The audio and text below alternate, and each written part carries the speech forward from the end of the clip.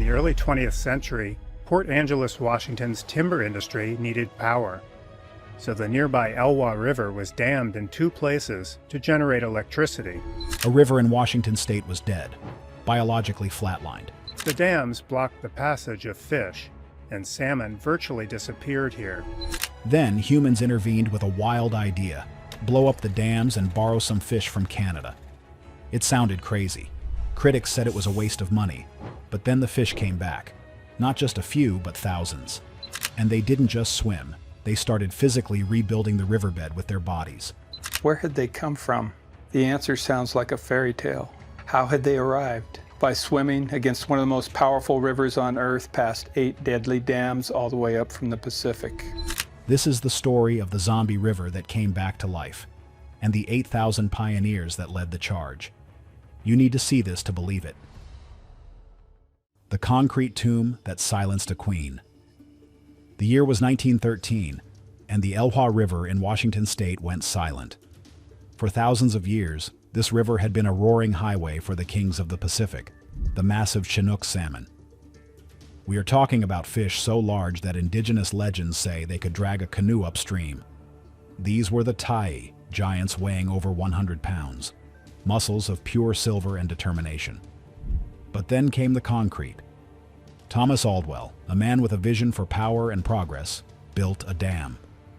It was a marvel of engineering for its time, standing over 100 feet tall. But here is the catch. He didn't build a fish ladder. It wasn't an oversight. It was a choice. In the early 20th century, the prevailing attitude was that nature was something to be tamed, harnessed, and used. The electricity generated by the Elwha Dam powered the growing town of Port Angeles and fueled the local lumber mills. But the cost was hidden underwater. Almost overnight, 70 miles of pristine spawning habitat vanished. The concrete curtain slammed down, cutting the river in half. The salmon, guided by an ancient internal compass, slammed their noses against the gray wall, jumping uselessly until they exhausted their energy reserves. For the lower Elwha Clallam tribe, whose creation site lay coiled beneath the rising reservoir, it wasn't just an environmental loss, it was a spiritual amputation. The river was their lifeblood, and the artery had been clamped shut. It is hard to overstate how quickly an ecosystem collapses when you take away the keystone. Without the salmon, the nutrients stopped flowing. You have to understand, a salmon is basically a package of ocean energy delivered to the forest. They eat in the nutrient-rich Pacific and die in the nutrient-poor mountains. Without that delivery service, the trees along the banks grew slower. The insects vanished. The eagles moved on. The river became a sterile, cold channel of water, a ghost of its former self. By the 1990s, the legendary 100-pound Tyee were gone. The genetic lineage that had survived ice ages and earthquakes was wiped out in a human lifetime. Fewer than 3,000 fish returned annually, huddled in the crowded lower 5 miles of the river, fighting for space in poor quality water. It was a tragic, slow-motion disaster. But then, something shifted. The dams, once symbols of progress, were now old, dangerous, and blocking a potential gold mine of nature. In 2011, the US government made a decision that shocked the world. They were going to tear them down. Not patch them, not fix them, remove them entirely. It was the largest dam removal project in history. But there was a massive, glaring problem. The river had been empty for a century. Even if you open the door, who is going to walk through it if everyone who lived there passed away 90 years ago? The genetic memory was gone. There were no maps left in the instincts of living fish. This brings us to the edge of a cliff, staring down at a muddy, recovering river, wondering if we had just made a $300 million mistake. The Canadian gamble that defied logic. The river was free, but it was empty. The water ran brown with sediment as the dams crumbled, unleashing 20 million cubic yards of trapped silt. It looked less like a river and more like a mudslide. And this is where the scientists had to make a choice that split the community. Do we wait for stray salmon to find the river naturally? That could take decades, maybe centuries. Or do we jumpstart the engine? Enter the Canadian connection. Fishery scientists in British Columbia and the U.S. Pacific Northwest share a lot of data, and they knew that the clock was ticking. They decided to play God, just a little bit. They sourced Chinook salmon from nearby hatcheries, stock that was originally derived from the Elwha but had been bred in captivity for generations. This was highly controversial. You have to understand, there is a war in the biology world between wild fish advocates and hatchery supporters. The fear is that hatchery fish are dumb. They are fed pellets in concrete pools. They don't know how to hide from seals. They don't know how to hunt. Critics argued that dumping these domesticated fish into the wild was like releasing a poodle into a wolf pack and expecting it to lead the hunt. But the team didn't have a choice. They needed numbers, and they needed them fast. In the spring of 2012, trucks rolled up to the river. Hoses were deployed, and in a chaotic rush of water and scales, 8,000 juvenile Chinook salmon were flushed into the Elwha. These fish were tiny, just smolts preparing for their journey to the ocean. They had no parents to guide them, no established pheromone trail to follow back. They were being asked to imprint on a river that was still bleeding mud from the dam removal. The scientists tracked them as they swam downstream, dodging predators, navigating the sediment plumes, and hitting the saltwater of the Strait of Juan de Fuca. Once they hit the ocean, they were black boxes. You can't track 8,000 3-inch fish in the vastness of the Pacific. They vanished. For 2 years, there was silence. The scientists went back to their offices. They analyzed the water quality. They counted the bugs. But mostly, they waited. The skepticism was high. The common theory said that salmon need a distinct, clear chemical signature to find home. The Elwha was a chaotic mess of shifting mud and new channels. It didn't smell like a stable river. It smelled like a construction site. The waiting game is the hardest part of restoration. You spend millions of dollars, months of labor, and then you just have to trust that a fish with a brain the size of a pea can navigate thousands of miles of ocean, dodge orca whales, avoid fishing nets, and somehow find the one specific river mouth where you dropped it off 2 years ago. The odds were astronomically low. Most models predicted a return rate of maybe 0.5 to 1%. And then came the autumn of 2014. The leaves were turning gold, the air was getting crisp, and the eyes of the biological world were fixed on the sonar counters in the lower river. Days passed. Nothing. More days. Just shadows. Then a blip. Then another. And suddenly the river wasn't empty anymore. A silver ghost army rises from the dead. It started as a trickle, then it became a flood. The sonar images lit up like a Christmas tree. The fish weren't just coming back, they were storming the gates. In 2014, and peaking in 2015, the returns defied every logical projection. Let's look at the numbers because they are staggering. Over 3,000 adult Chinook returned, but when you look at the survival rates of the specific release groups, the numbers jumped off the page. We are talking about return rates pushing past 37% for some groups. In the world of fisheries, that is not just a success, that is a statistical anomaly. It is like buying a lottery ticket and winning the jackpot 3 times in a row. These fish had navigated the open ocean, survived the blob, a massive heat wave in the Pacific that was decimating other populations, and found their way back to a river they had only known for a few weeks as babies. They bypassed the sites where the dams used to stand, swimming through canyons that hadn't seen a fish since the Titanic was on the drawing board. Biologists were scrambling to snorkel the river, counting fish. They saw massive Chinook holding in pools that didn't exist 5 years prior. They saw them pairing off on gravel beds that had been buried under 50 feet of water. It was a resurrection. But here is where the zombie aspect comes in, and it is fascinating. Pacific salmon are semilparous. That means they spawn once and then they perish. It is a one-way ticket. As thousands of these massive fish completed their mission, their bodies began to break down. This sounds morbid, but in nature, death is just a transfer of energy. The smell of the river changed. It started to smell like rotting fish, which to a biologist smells like victory. This decay released tons of nitrogen and phosphorus. The isotope analysis of the trees along the bank started to shift immediately. The trees were literally sucking up the bodies of the salmon. Scientists found marine-derived nitrogen, chemicals that can only come from the ocean, inside the leaves of maples and alders miles inland. The ecosystem wasn't just observing the return, it was consuming it.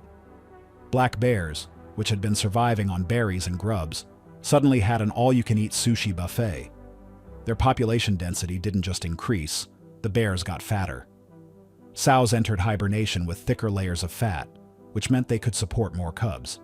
The average litter size likely increased, all because of that initial release of 8,000 fish.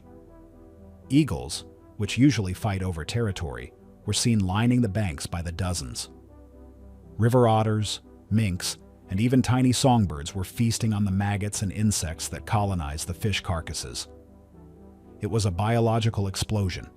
The energy that had been locked out for a century was suddenly flooding back in. But the most insane part wasn't what the fish were feeding, it was what they were building. We tend to think of animals as just living in an environment, but salmon are what we call ecosystem engineers. They don't just live in the river, they change the shape of the river itself. When prey becomes the architect. You might think, how much can a fish really change a river? It turns out, a lot. When a female salmon digs her nest, called a redd, she turns on her side and uses her powerful tail to slap and scour the riverbed. She is lifting rocks, cleaning gravel, and moving sediment. Now multiply that by thousands. We are talking about thousands of tons of gravel being shifted every single season. This action actually loosens the riverbed. It scrubs the algae off the rocks. It oxygenates the substrate. During the spawning season of 2015 and 2016, the returning fish moved so much earth that they altered the hydrodynamics of the stream. They created microhabitats. By digging these pits, they created soft spots in the current where baby fish could hide. They built dunes of gravel that changed how the water flowed, creating ripples and oxygen-rich riffles. The fish were literally terraforming their own nursery to ensure their babies survived. It was a positive feedback loop. More fish meant better habitat, which meant more fish. This also solved the mystery of the hatchery weakness. The critics had said these fish would be too soft to survive, but the river is a brutal teacher. The weak died. The stupid were eaten. The fish that made it back were the survivors, the ones that had learned, adapted, and evolved in real time. Researchers watching this unfolded noticed something else that was mind-blowing. The fish were evolving faster than textbooks said was possible. We usually think of evolution taking millions of years, Darwin's finches and all that. But in the Elwha, the salmon were changing in a few generations. The shape of their snouts, the timing of their run, their body size. It was all shifting to match the specific flow and temperature of the new Elwha. They were diversifying. Some fish were running up early in the summer. Others were waiting until late fall. This portfolio effect meant that if a flood happened in 1 month, it wouldn't wipe out the entire population. They were hedging their bets against nature instinctively. This shattered the idea that you need ancient original DNA to save a river. Sure, it helps, but life is incredibly plastic. It wants to survive. If you give it a crack in the door, it will kick it open. The Canadian and US scientists who took the risk were vindicated. They proved that you don't need a perfect blueprint. You just need to provide the opportunity. However, it wasn't all sunshine and rainbows. The rapid return brought complications. With so many fish decomposing, there were localized issues with water quality. The sudden abundance of food attracted predators that started targeting other, weaker species. It was chaotic. Nature isn't a balanced scale. It is a teeter-totter that slams up and down. But this chaos was exactly what the river needed to restart its heart. The Elwha became a living laboratory. Scientists from around the world flocked to see it. They realized that this wasn't just about one river in Washington. This was a proof of concept for the Klamath, the snake, and rivers all over Europe and Asia. It proved that dead is a relative term. Nature's violent and beautiful revenge. So, where are we now? Years after that initial release, the Elwha is unrecognizable from the stagnant ditch it was in 2010. The transformation is so violent, so rapid, that it defies standard geologic time. The forest is greener, literally. The trees are taller, the birds are louder, and the fish?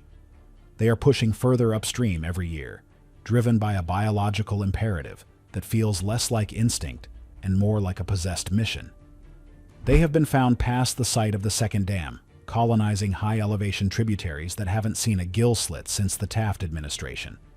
They are leaping waterfalls that biologists thought were impassable physics problems. It turns out we underestimated their athleticism, but perhaps we also underestimated the power of genetic memory. Here is a wild theory. What if the DNA of these salmon acts less like a blueprint and more like a dormant library? When the Canadian stock was introduced, we assumed we were just pouring biological filler into a void. But as these fish encounter the ancient upper reaches of the river, waters their ancestors swam for 10,000 years, it is entirely possible that dormant gene sequences are switching on.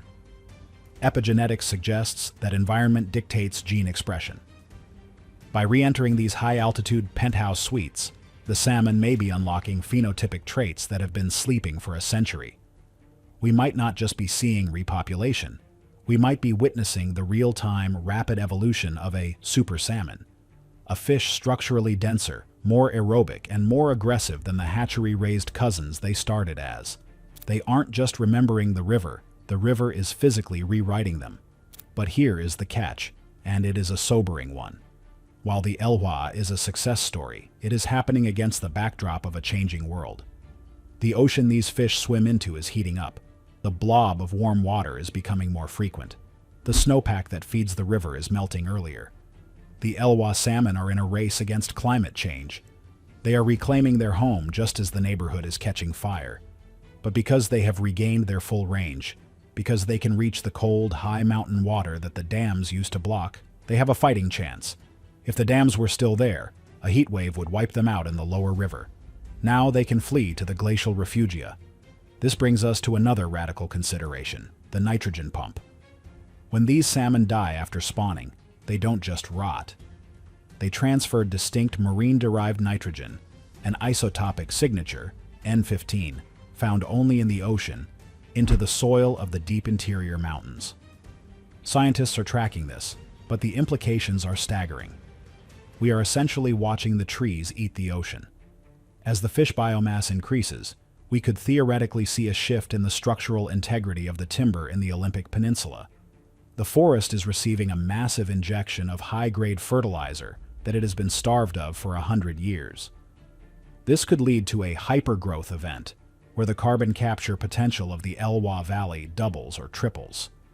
The river isn't just a corridor for fish, it is the vascular system for the entire region, pumping oceanic energy into the heart of the mountains. The return of the fish might actually be fortifying the forest against wildfires by changing the chemical composition of the underbrush. This story isn't just about fish, it is about us. It is about the arrogance of thinking we can break something forever, and the humility of realizing we can fix it if we just get out of the way. The 8,000 salmon that went into that river didn't know they were pioneers. They were just trying to survive. But in doing so, they rewrote the manual on conservation. We used to think that once an ecosystem was gone, it was gone. We thought you couldn't put the toothpaste back in the tube. The Elwha proves that you can. You just have to be willing to blow up the tube. It forces us to ask a difficult question about every other dam, every other culvert, and every other blocked river. If the Elwha can come back from the dead in 5 years, what are we waiting for elsewhere? The excuse that it's too late doesn't hold water anymore. Perhaps there is a psychological component to the landscape itself, a form of geologic trauma. When the dams came down, the river didn't just trickle back, it exploded, moving millions of cubic yards of sediment in a chaotic, joyful release. It suggests that nature doesn't settle into a new normal when suppressed. It builds potential energy. The landscape wanted to move. By removing the concrete, we didn't just restore flow. We unleashed a kinetic potential that had been screaming to be let out. The Canadian contribution, that initial stock of fish, combined with the American engineering feat of removing the dams, created a partnership that saved a world. It is a reminder that nature doesn't see borders.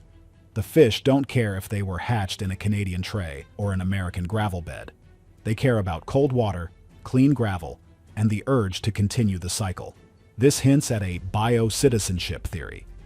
In the Anthropocene, political borders are becoming obsolete in the face of ecological necessity. The Elwha salmon are the ultimate diplomats. They are binding the Salish Sea ecosystem together, weaving nutrients from the Pacific into the bedrock of the Cascades, ignoring the lines drawn on maps by men who have been dead for decades. As you watch the Elwha run free today, chaotic and messy and full of life, you realize that the silence of 1913 has been replaced by a symphony.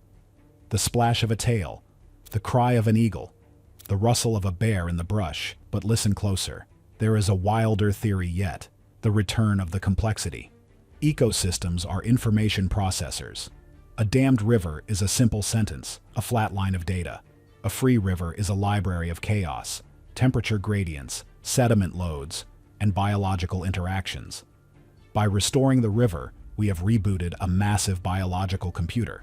The return of the salmon brings back the bears, which bring back the bugs, which feed the birds, which drop seeds that change the forest composition.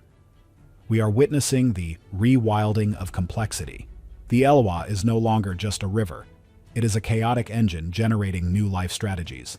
It is entirely possible that in 50 years, the Elwha will harbor biodiversity that doesn't exist anywhere else, simply because the unique collision of rapid restoration and climate pressure is forging a crucible for new life.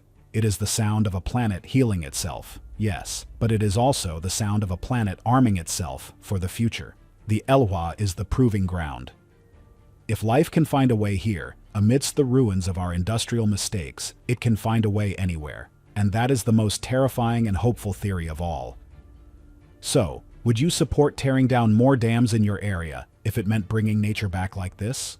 Or is the cost of power too high? Let us know in the comments below. If you found this story wild, hit that like button and subscribe for more deep dives into the unknown. See you in the next one.